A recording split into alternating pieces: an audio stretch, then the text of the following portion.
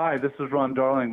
This is Skip Lockwood. Hi, I'm Ron Swoboda of the 69 New York Mets, and you're listening to MetsMusings with Gary Mack.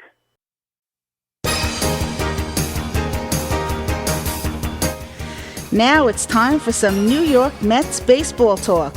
Here's Gary Mack bringing you the latest news and analysis from Mets Nation and the world of baseball on another edition of Mets Musings.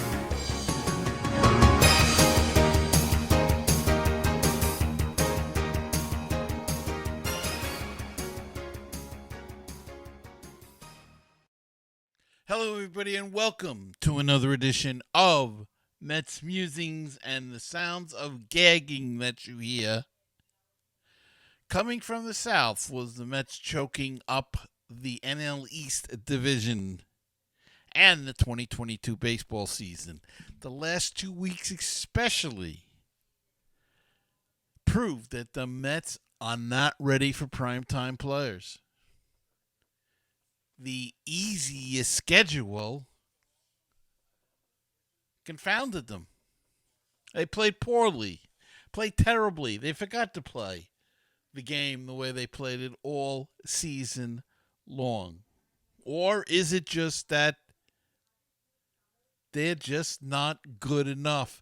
And when the pressure was put on them by the Atlanta Braves, they folded like a cheap tent. 1-6 in the last 7 games with the Atlanta Braves. 1-6. 2-5, they'd still be in a tie for first place. 3-4, they'd probably be a game up in a division with 3 left to go. But no, now they find themselves 2 games out of first place with 3 to go. The magic number for the Braves is 1. They'll probably take care of that with the Marlins tonight. Don't know what the Mets are going to do. It's raining out. These games are going to be meaningless anyway. It'll be interesting to see when the Braves clinch, whether or not they'll bother playing the rest of the regular season games. The Mets could use the time off to think about what they screwed up royally. But it goes deeper than that. It just shows you they're not as good a team as the Braves. The Braves outplayed them on all fronts. Alonso was embarrassed. Lindor was embarrassed. They all were embarrassing. Except for Jeff McNeil. Jeff McNeil is the only guy that through this whole mess of a month has played tough, has continued to hit, has tried to carry this team on his back. The other guys, they all went home. They all went fishing. They all wanted to hit home runs again. We fell into that trap again. Let's hit the long ball. Alonso swinging the pitches 2 feet out of the strike zone. Pitches, they're going to throw him sliders to the outside part of the plate. All they want, he'll continue to swing at them. Till he beats that. Lindor? What did Lindor do? $340 million for this? What did he do? Yeah, he had a nice season. So did Alonso. But when push came to shove and we needed these guys, they were not there. That is the key. They used to say about Armando Benitez, he was great in the regular season, came to playoffs, he stunk. He got hit all the time. Well, what's the difference? There's no difference.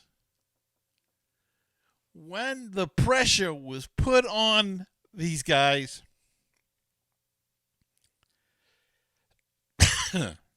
they folded. Disappeared.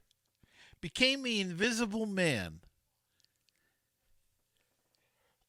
Oh, I know. You're going to also, well, they lost Sterling Marte. But a great team's supposed to have the backups.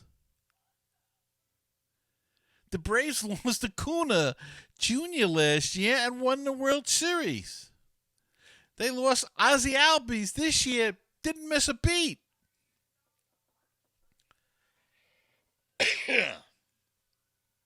Their 5-star pitching was a 5-star bust. When they needed the pitchers, they didn't deliver.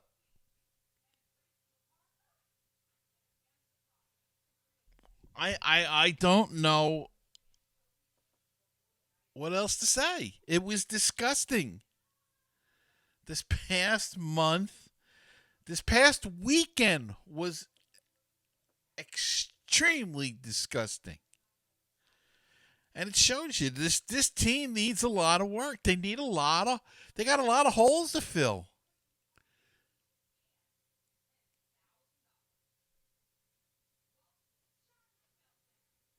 And if you're going to spend big, you better spend big on a bat in the outfield because you don't have one. And the minor leagues has no outfield prospects. Oh, they'll tell you Khalil Lee. Khalil Lee's been up and down how many times? He can't hit the broadside of a barn. They don't have any prospects ready to go to the major leagues. And what's frightening about that is they brought 3 of their top prospects up, and they were busts. Okay, it was a short period of time in a tough situation. I get it. I'm not condemning the young guys. But Alvarez shouldn't have been brought up in the middle of a pennant race like this. He's 20 years old. You don't bring him up now because you were so desperate, because you made no moves at the All-Star break. I mean, they did, but they were awful. Darren Ruff, jeez, forget it. Tyler Naquin had a couple good games when he first got. Hasn't done anything since then. Vogelbach, same thing. He was good when he first got here. He hit a homer the other night, but he's been inconsistent. He's been the best out of all of them, though. Cano was red hot, and then, again, they get to Atlanta, and they forget which end of the bat is up. This team needs a lot of work. Please don't tell me they're one player away. No. Unless you want to get a guy like Aaron Judge in here. If you get an Aaron Judge in here, you see, I take the money you're going to pay to DeGrom, and if he opts out, you just say, arrivederci. Thank you for your service, and goodbye. Good luck with another team. I'm not paying him any more money than he's getting now. Sorry. I'd rather turn that money into offense. You could stick a pitcher in there. They went down that route. Supposedly had the, Cy Young Award winners, and where did it get them? The Yankees won the division, won 97 games. Can you name 3 guys on their pitching staff? Somehow they're doing it. They're winning. How? We got to get away from this whole pitching nonsense and start looking for hitters. Find a pitcher that can go, get a bunch of journeymen that can go. I mean, who's got the big wins? The 2 big names got hurt. Carrasco's got 15 games, and has he been that win? Has he been a 15-game winner? On paper, he is. He did. He won 15 games. But has he dominated? No, he's looked awful at times. Bassett won 14 of 15. And yet he couldn't stem the tide the other night of the Braves. This team just isn't good enough. It isn't as good as the Braves. It's nowhere near as good as the Dodgers. and we're just feeling itself. In my opinion, it seems that once they clinched the playoff spot, that was it. We're in the playoffs. Alonso said it the other day. After last night, I think he said it. Something to the effect that, well, at least we're in the playoffs. No. And you're going to play a team, probably, it looks like you're going to play the Padres, who beat you 4 out of 6 times. And each time, they won the first 2 games of the series. They do this now, you're out. You're out. This is a 3-game series. I don't care where it is. It's at Citi Field, but I don't care where it is. San Diego came in here and won the first 2 games of the series. You salvaged the rubber game. They did the same thing out in San Diego. Won the first 2 games, won the rubber game. The Mets had to win a rubber game. So don't tell me that San Diego can't beat them 3 games at home. Yeah, they can. They can beat you 2 out of 3.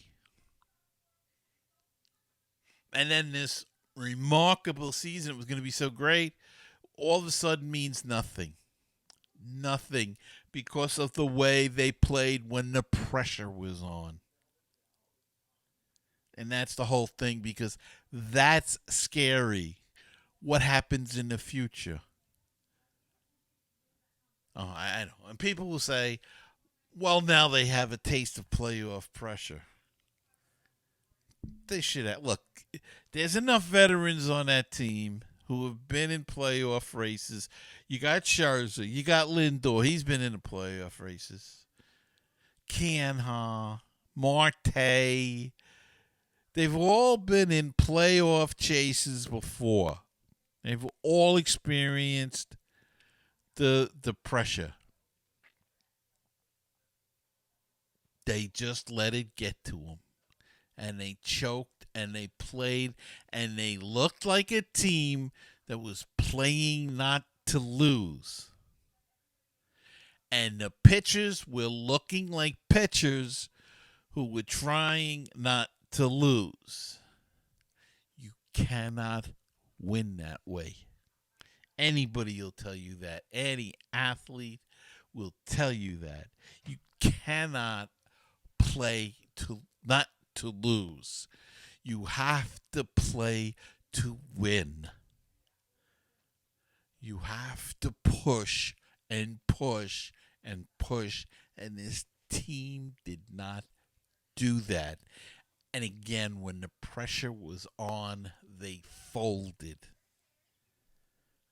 Now, I know a lot of people criticize me for this, and, that's fine.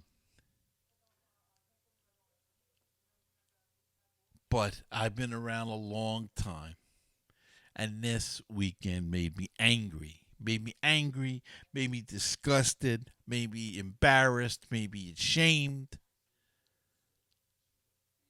And you're hearing it now. I don't know what else to say. This team needs a lot of work, and in the offseason, they need to look in the mirror. They need to look in the mirror and try to understand why they bring up a prospect and they fail. Now, a lot of prospects fail their first time up, but they brought up 3 of their top prospects and none of them had any success. That's disconcerting.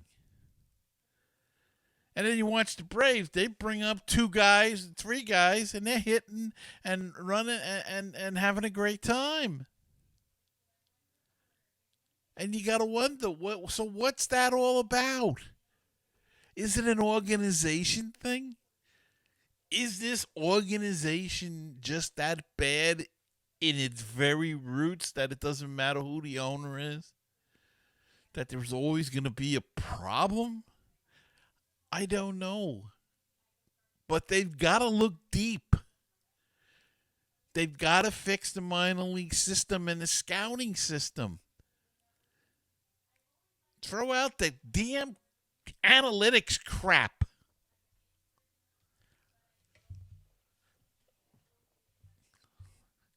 and get a bunch of scouts to go beat the bushes and see what's out there in those small towns.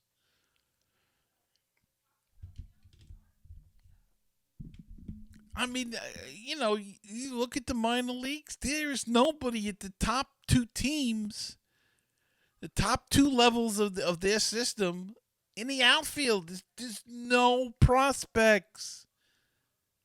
The only prospects they had in the outfield, they traded away. 2 number one picks they traded away.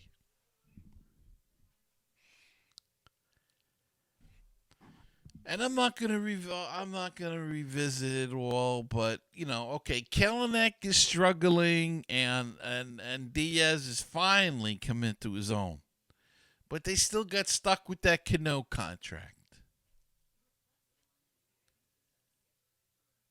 And then they used Pete Crow Armstrong to get Trevor Williams and Javi Baez, and Baez left.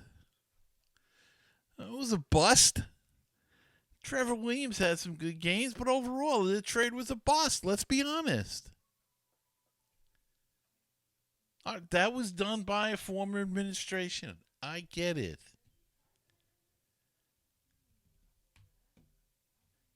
And they did a good job in the offseason, but they did nothing to boost this team. They needed bullpen help. They needed an outfield bat. They needed a DH. And they brought in Tyler McQuinn, Darren Ruff, who has he gotten a hit with the Mets? Did he get a hit? He's on the injured list now. And Daniel Vogelbach. That's what they brought in. And Michael Givens for the bullpen, who I haven't seen in the I don't think he pitched at all against Atlanta. He might have pitched an inning. I don't know. No, it's very disappointing. It's very sad. I'm very annoyed. And you know what? Let's end it here because it's enough. It's enough. So let me thank you all for watching or listening to Mets Musings. Hopefully we have better news the next edition.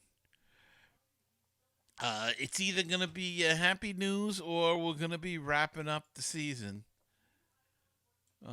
But we'll see. All right, I will see you next time on another edition of Mets Musings.